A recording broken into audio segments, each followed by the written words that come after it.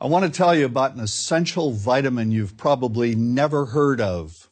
If you're a parent or plan to be one, it might be more important to your child's growth than all other vitamins combined, and only you, a parent, can provide it. I call it vitamin N, the word no. More and more children, I find, are suffering from vitamin N deficiency, and they, their parents, and our entire culture are paying the price. Let me illustrate my point with a story that's quite typical. A father, I'll call him Bill, gave his son, age 5, pretty much everything the little boy asked for. Like most parents, Bill wanted more than anything for his son to be happy, but he wasn't. Instead, he was petulant, moody, and often sullen. He was also having problems getting along with other children. In addition, he was very demanding and rarely, if ever, expressed any appreciation, let alone gratitude, for all the things Bill and his wife were giving him. Was his son depressed, Bill wanted to know? Did he need therapy? His son, I told him, was suffering the predictable ill effects of being overindulged.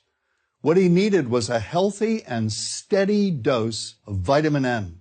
Overindulgence, a deficiency of vitamin N, leads to its own form of addiction. When the point of diminishing returns is passed, and it's passed fairly early on, the receiving of things begins to generate nothing but want for more things. One terrible effect of this is that our children are becoming accustomed to a material standard that's out of kilter with what they can ever hope to achieve as adults. Consider also that many, if not most, children attain this level of affluence not by working, sacrificing, or doing their best, but by whining, demanding, and manipulating. So in the process of inflating their material expectations, we also teach children that something can be had for next to nothing. Not only is that a falsehood, it's also one of the most dangerous, destructive attitudes a person can acquire.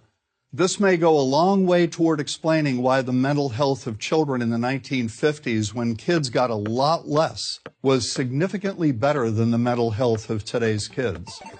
Since the 50s, and especially in the last few decades, as indulgence has become the parenting norm, the rates of child and teen depression have skyrocketed. Children who grow up believing in the something for nothing fairy tale are likely to become emotionally stunted, self-centered adults.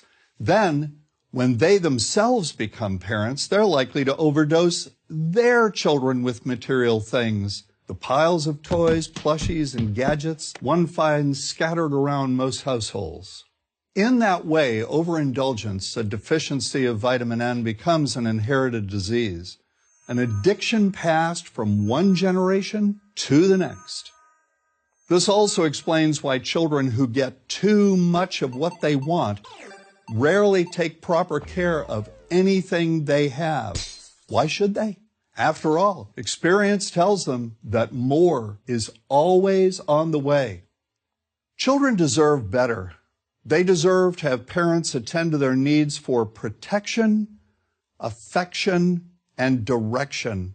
Beyond that, they deserve to hear their parents say no far more often than yes when it comes to their whimsical desires. They deserve to learn the value of constructive creative effort as opposed to the value of effort expended whining, lying on the floor, kicking and screaming, or playing one parent against the other.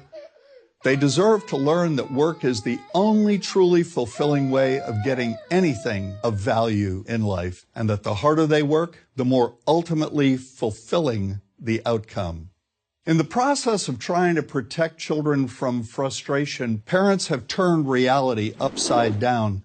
A child raised in this topsy-turvy fashion may not have the skills needed to stand on his or her own 2 feet when the time comes to do so. Here's a simple rule. Turn your children's world right side up by giving them all of what they truly need, but no more than 25% of what they simply want. I call this the principle of benign deprivation.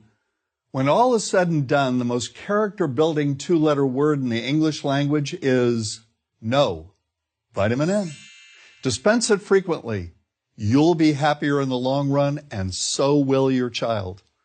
I'm John Rosemond, author and family psychologist for Prager University. To subscribe to our YouTube channel, click here. To help keep our videos free, donate here.